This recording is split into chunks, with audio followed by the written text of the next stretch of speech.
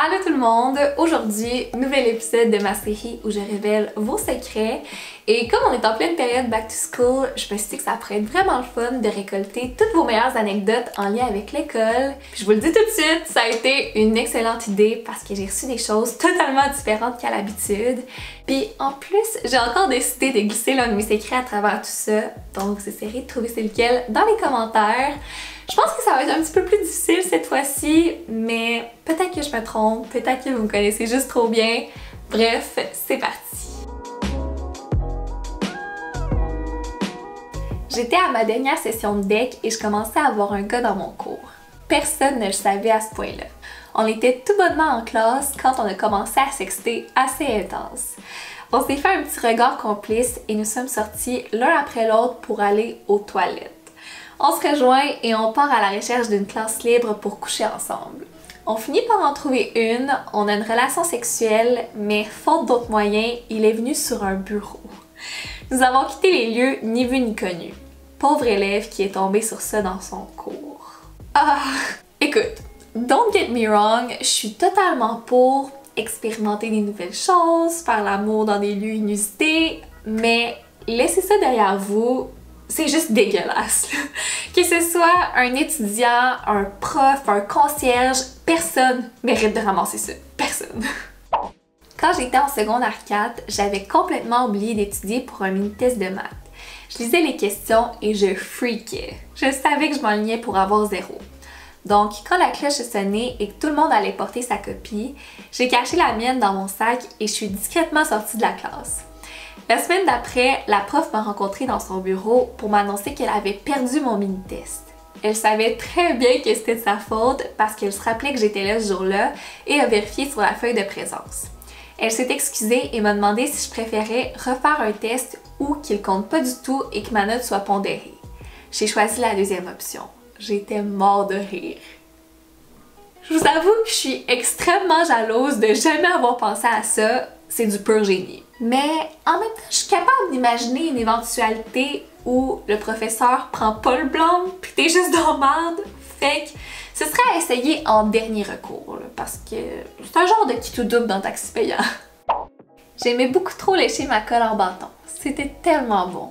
Il y en a toujours un par vidéo que je suis comme non, non, non, non. J'avais excessivement mal au ventre durant mon cours de yoga au cégep et on devait faire la position du bébé heureux. J'essayais donc, tant bien que mal, de me retenir de ne pas lâcher des pets. J'avais quelques flatulences, mais rien de trop grave et ce n'était pas sonore ni odorant. Quelques minutes plus tard, j'ai soudainement senti une odeur atroce de marde. Ça pouvait clairement pas être moi. Finalement, après le cours, je suis allée me changer et c'est là que j'ai remarqué que j'avais fait un pet sauce. Un maudit gros pet sauce. L'odeur de marde provenait donc de moi. Malaise. J'ai jeté ma culotte dans la poubelle de la toilette et je suis plus retournée à mon cours. Je l'ai juste annulée parce que j'avais trop honte. C'est vraiment ce boulot qui me fait le plus rire parce que probablement que personne n'avait remarqué, ou du moins personne n'a dû te suspecter, tu sais. Mais de ton côté, c'était comme non, j'en ai eu assez, le yoga c'est pas fait pour moi. Je suis rentrée au cégep l'an passé et dans mon cours de français, je connaissais personne. Il y avait 2-3 gars vraiment perdus, genre qu'à l'examen de mi-session, il fallait faire une dissertation et ils le savaient même pas, donc pas de notes pour les infos. Ce matin-là de l'examen, j'ai eu un petit peu pitié, donc je leur ai dit « Hey les gars, c'est l'examen de mi-session, j'ai vu que vous aviez pas de notes, donc je vous donne les miennes. » Faut savoir que je suis anxieuse, donc j'avais comme 15 pages de notes et je leur en ai donné 1 ou 2 chaque. Environ 6 mois plus tard, je vais dans un party avec ma meilleure amie où on connaissait personne et à un moment donné, je spot un boy, je dis à mon ami qu'il me dit vraiment quelque chose. Un peu plus tard dans la soirée, il vient me voir pour me dire qu'il pense m'avoir déjà vu dans un autre party.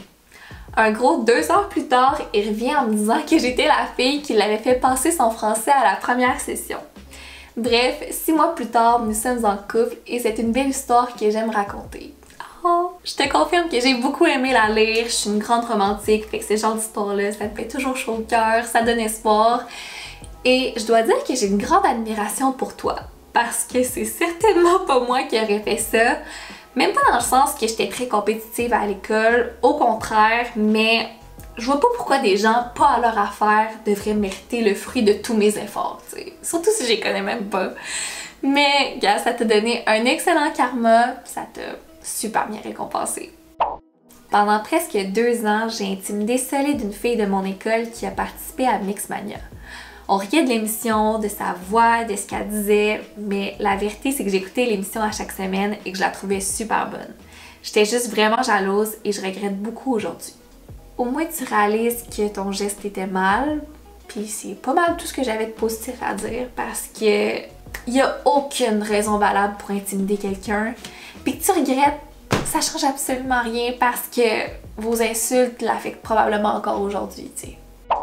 J'étais en secondaire 3 puis ma mère me mettait toujours des collines de brocoli dans mon lunch. J'haïssais ça, fait qu'à un moment donné, j'ai juste laissé le plat de brocoli sur la tablette du haut de ma case et je l'ai complètement oublié là. Peut-être genre 2 mois après, je vois un plat de Tupperware dans le fond de ma case, je me demande c'est quoi, fait que je l'ouvre. Il se met à sentir une odeur de pourri mais intense là, partout. J'ai jeté le plat dans la petite poubelle aux cases et je suis partie à mon cours de piscine en vitesse avant que quelqu'un remarque que c'était moi. Quand je suis revenue à la pause, il y avait 5-6 gardes de sécurité qui diffusaient du gros parfum au citron partout dans l'école, puis tout le monde se bouchait le nez en disant que ça puait vraiment gros. J'ai jamais eu aussi honte de ma vie, j'ai empesté l'école jusqu'au 2e étage avec un plat de brocoli pourri. C'est pas une situation extrêmement grave, on s'entend, mais c'est le genre d'affaire que 5 ans plus tard, t'arriveras pas à t'endormir la nuit, tu vas repenser à tout ça puis être comme c'était-tu vraiment nécessaire? C'est pourquoi c'est arrivé à moi ça? Vers la fin de l'été, il y a 2 ans, j'ai daté avec un gars quasi parfait. Trop beau, intelligent, full d'intérêt commun avec moi, quelques années plus vieux, il a même étudié dans le même programme que moi et le sexe aussi était à la hauteur de mes attentes. Je commençais justement à m'attacher quand je suis rentrée dans un de mes cours à l'Uni et que j'ai fait un face-à-face avec lui qui était notre nouveau chargé de cours. Il était sur la panique et moi aussi. On s'est parlé après et il m'a expliqué que ce poste était très important pour lui et qu'on devait arrêter de se voir. Je comprenais sa décision, mais j'en étais déçue aussi. Aujourd'hui, j'ai terminé mes études, je suis toujours célibataire et il est en couple avec quelqu'un d'autre. Je peux pas m'empêcher de me demander où on en serait si on avait continué à se voir. Oh là, je dois dire que j'ai reçu beaucoup d'histoires d'amour, élèves enseignants, tellement que j'ai comme pas le choix d'aborder le sujet. Jamais je pourrais approuver une fille du secondaire qui couche avec son prof. Jamais je pourrais vous lire ça comme si de rien n'était en riant. Contrairement à ce que Pretty Little Liars essaie de nous faire croire, c'est pas le fun, c'est pas excitant, c'est juste wrong, c'est tellement inadéquat en plus d'être illégal. Mais ça, c'est légèrement différent. En fait, c'est très différent. Je comprends le dilemme, tu sais. Vous êtes rencontrés avant, vous êtes tous les deux majeurs, ce qui est un excellent point. Seulement quelques années de différence, full d'intérêt commun. Pourquoi on devrait arrêter de se voir, tu sais, c'est legit, mais ça reste qu'il est en position de pouvoir. Puis que s'il tient à sa carrière, c'était vraiment le bon move à faire. Mais si je peux donner un petit conseil avec juste ce que j'ai lu, arrête de t'accrocher aussi, ça sert à rien. Crois plutôt au destin. Parce que si tu vas pu vivre cette aventure-là, cette relation-là, c'est parce qu'il y a quelque chose de mieux qui t'attend. Je recommence l'école mercredi et par une journée de rage, Shark Week, you know, j'ai découpé mon uniforme au complet et j'ai jamais osé le dire à mes parents. Je sais pas quoi faire. Pourquoi tant de haine? Mon Dieu, c'est super cher un uniforme en plus! C'était durant notre cours de biologie en secondaire 5. Il fallait analyser notre urine, donc on est tous allés pisser dans un petit pot. Mon ami s'était fait tromper par son chum qui était dans notre cours de monde contemporain qu'on avait juste après bio. On a eu l'idée de mettre notre urine dans sa bouteille d'eau durant notre cours parce qu'elle connaissait la combinaison de son casier. En monde contemporain, il a commencé à boire dans sa bouteille et on avait l'air de 2 connes qui n'arrêtaient pas de rire. Ça fait 5 ans et on s'en rappelle encore. PS, elle est revenue en couple avec lui, ça fait 2 ans qu'ils sont ensemble et on lui a jamais rien dit. Premièrement, maudit que c'est savage, j'en reviens pas. Et deuxièmement, je sais pas pour vous, mais je suis pas mal sûre que si je prenais une gorgée d'urine, je m'en rendrais compte.